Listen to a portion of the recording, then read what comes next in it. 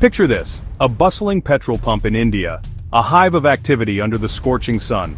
Cars line up, motorbikes weave through the queues, and attendants rush around, managing the constant flow of vehicles. It's a scene played out millions of times every day across the country. A familiar scenario unfolds as a car pulls in, the engine quiets and the attendant approaches, ready to serve. The age-old question rings out, "Petrol or diesel, sir?" A simple choice, it seems. But now, a new question is entering the conversation, a question that reflects a significant shift in India's energy landscape. Is this petrol blended with ethanol?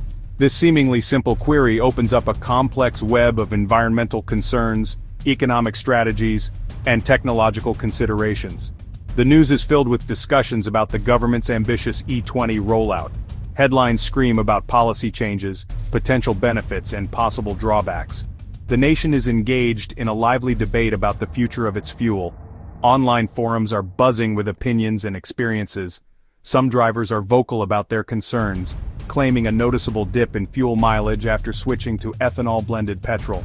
They share their data, compare notes, and seek answers. Others passionately defend the move, highlighting the potential for greater energy security and the promise of cleaner air in our increasingly polluted cities. They see ethanol as a crucial step towards a more sustainable future. This is the heart of the great Indian fuel debate. A multifaceted discussion with passionate voices on all sides.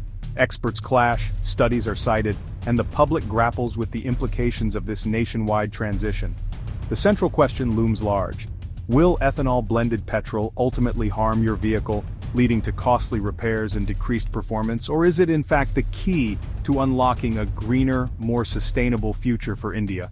On one side, there's the alluring vision of cleaner, healthier cities, where the air is fresh and breathable. There's also the promise of greater energy independence, reducing our reliance on foreign oil and bolstering our national security. On the other side, there are very real and legitimate concerns about potential engine damage, increased maintenance requirements, and the financial burden of unexpected repair costs. These worries weigh heavily on the minds of car owners across the country. Every driver who pulls up to the pump, from seasoned veterans to new car owners, is now an active participant in this national transition. Whether they realize it or not, their choices, their experiences, and their voices will shape the future of Indian fuel. The government and major automakers are working hard to reassure the public, emphasizing the rigorous testing and safety measures that have been implemented to ensure the compatibility of ethanol-blended petrol with existing vehicles. But despite these assurances, myths and uncertainty continue to persist, fueled by anecdotal evidence, conflicting reports, and a general lack of clear, accessible information. So, what's the real story? What are the actual facts behind the headlines and the online debates? It's time to cut through the noise and delve into the science, the economics, and the real-world implications of ethanol-blended petrol. We'll begin by exploring the fundamental question, what exactly is ethanol? We'll then examine why India is so aggressively pushing for its adoption, looking at the strategic and economic motivations behind this ambitious policy. We'll also take a look at global experiences, examining how other countries around the world have embraced ethanol-blended fuels and what lessons we can learn from their successes and failures. We'll dive into the latest Indian research, scrutinizing the data and analysis from leading automotive research institutes, and addressing the most common concerns and misconceptions head-on with scientific evidence. By the end of this exploration, you'll be equipped with the knowledge and understanding you need to make informed choices. Choices that are right for your vehicle, your wallet, and your future. Welcome to the real story behind ethanol at the pump, a story that's shaping the future of Indian transportation and our environment. Ethanol-blended petrol, a term you're likely hearing more and more, is essentially regular petrol that has been mixed with a specific percentage of ethanol. It's a strategic move towards a greener future, and it's already making its presence felt at fuel stations across the country. Ethanol itself is a renewable and high-octane biofuel, derived from various sources. Its high-octane number contributes to improved engine performance and efficiency. You'll notice labels at the pump such as E10 or E20. These labels indicate the percentage of ethanol present in the fuel. E10 signifies that the fuel contains 10% ethanol by volume, while the remaining 90% is petrol. Similarly, E20 means 20% ethanol, with the rest being petrol. In India, the primary source of ethanol has traditionally been sugarcane molasses, a byproduct of sugar production. However, to diversify the supply chain and enhance sustainability, ethanol is now also being produced from maize, damaged grains that are otherwise unusable, and even agricultural waste. This multifaceted approach not only supports farmers by providing them with additional income streams, but also ensures a more reliable and consistent supply of ethanol for blending. India's journey towards ethanol blending began with the introduction of E5, a blend containing 5% ethanol. This was followed by E10, marking a gradual increase in the ethanol content. And now, the ambitious goal is to achieve E20 blending nationwide by 2025, a significant step towards energy independence and environmental sustainability. The good news is that most modern vehicles currently on the road are designed to be compatible with E10 fuel, ensuring a smooth transition for the majority of car owners. Furthermore, new vehicles rolling out of manufacturing plants are increasingly being engineered to be E20 ready, future-proofing them for the evolving fuel landscape. While higher ethanol blends, such as E85, which contains up to 85% ethanol, may become available in the future, they require specially designed flex-fuel vehicles to operate efficiently. The rationale behind this push for ethanol blending is multifaceted. Primarily, it aims to reduce India's dependence on costly crude oil imports, thereby saving valuable foreign exchange. It also plays a crucial role in reducing harmful vehicle emissions, contributing to cleaner air and a healthier environment. And importantly, it provides a significant boost to rural economies by creating new opportunities for farmers and generating employment in the agricultural sector. Ethanol, when combusted, burns more cleanly compared to pure petrol, resulting in a substantial reduction in carbon monoxide emissions, a major air pollutant. Furthermore, it also helps in minimizing the release of unburnt hydrocarbons, another category of harmful pollutants that contribute to smog and respiratory problems. In essence, the adoption of ethanol-blended petrol is a win-win situation, benefiting both the environment by reducing pollution and Indian farmers by enhancing their livelihoods. The nationwide rollout of E20 represents a pivotal moment in India's overall energy strategy, paving the way for a more sustainable and self-reliant future. But with all these changes happening, what does this mean for your car's performance and longevity? Let's delve deeper and find out what you need to know about using ethanol-blended petrol in your vehicle. India's ethanol roadmap is set by the National Policy on Biofuels, fast-tracking E20 blending to 2025. The government sets targets, oil companies handle blending and distribution, and automakers ensure new vehicles are E20 compliant. Since 2023, new cars are built to handle E20 with upgraded materials and engine tuning.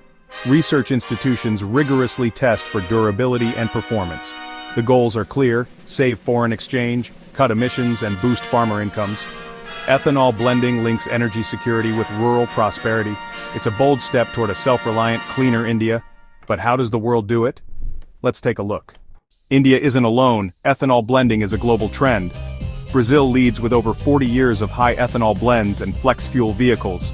The US uses E10 as standard, with E15 and E85 for flex-fuel cars, driven by strong policy support.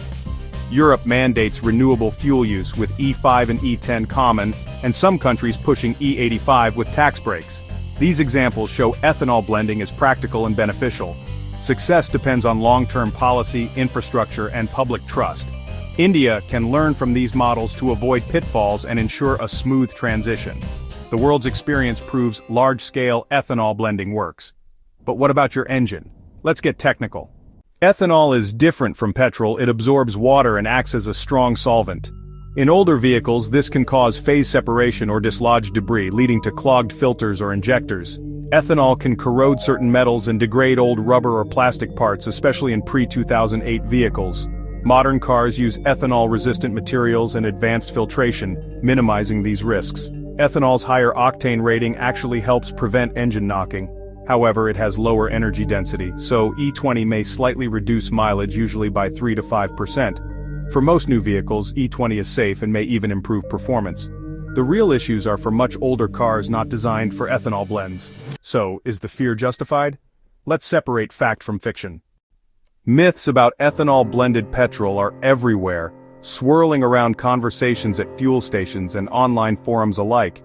It's easy to get caught up in the hearsay, but before you jump to conclusions, let's take a moment to really understand what's fact and what's fiction. We're here to help you navigate the noise. So, let's set the record straight. We're diving deep into the common misconceptions surrounding E20 fuel and separating them from the scientifically backed truths. Get ready to have your perceptions challenged as we debunk these myths one by one. Myth E20 instantly damages any non-new engine. This is perhaps the most widespread fear, conjuring images of ruined engines and costly repairs. Fact: modern vehicles, post-2023, are built for E20. Manufacturers have specifically designed these engines to withstand the properties of ethanol-blended fuel. They've used compatible materials and adjusted engine parameters accordingly. In reality, most post-2008 cars handle E10 and tolerate E20 with minor precautions. These precautions might include more frequent checks of fuel filters and paying attention to any unusual engine behavior. Myth: ethanol voids your warranty. This is a significant concern for car owners, as warranties provide crucial protection against unexpected mechanical failures. Fact: if your car is E20 certified, you're covered. Automakers that have certified their vehicles for E20 have done so with the assurance that the fuel will not negatively impact the vehicle's performance or longevity, and your warranty remains valid. Always check your manual for compatibility. Your car's owner manual is the ultimate source of truth, providing specific guidance from the manufacturer regarding fuel recommendations. Myth: ethanol slashes mileage. The idea that ethanol drastically reduces fuel efficiency is a common complaint. Fact: tests show only a 3 to 5% drop, which is often less significant than factors like driving style or tire pressure. This slight reduction is often offset by lower fuel prices and significant environmental benefits, making it a worthwhile trade-off for many consumers. Myth: ethanol is dirty because it's crop-based. This misconception often stems from concerns about land use and the environmental impact of agriculture. Fact: ethanol is nearly carbon neutral, making it a much cleaner alternative to traditional fossil fuels. That's because crops absorb CO2 during growth, effectively offsetting the emissions produced when it burns cleaner than petrol. This creates a closed-loop carbon cycle. For older vehicles, it's always best to check with your manufacturer before using E20. They can provide specific recommendations based on your car's make and model. The bottom line: most concerns are exaggerated or outdated, often based on older information or misunderstandings about modern engine technology. Scientific testing and real-world data collected from extensive studies and on-road trials overwhelmingly support the safety and benefits of E20 for most Indian vehicles, demonstrating its viability as a sustainable fuel source. Don't let misinformation drive your decisions. Instead, empower yourself with accurate information and make informed choices about the fuel you use. Let's see what Indian research actually reveals, uncovering the facts behind the myths and providing a clearer picture of E20's impact. The facts might surprise you, challenging your preconceived notions and offering a fresh perspective on the future of fuel. India's top research bodies have rigorously tested E20 on two-wheelers, cars, and more.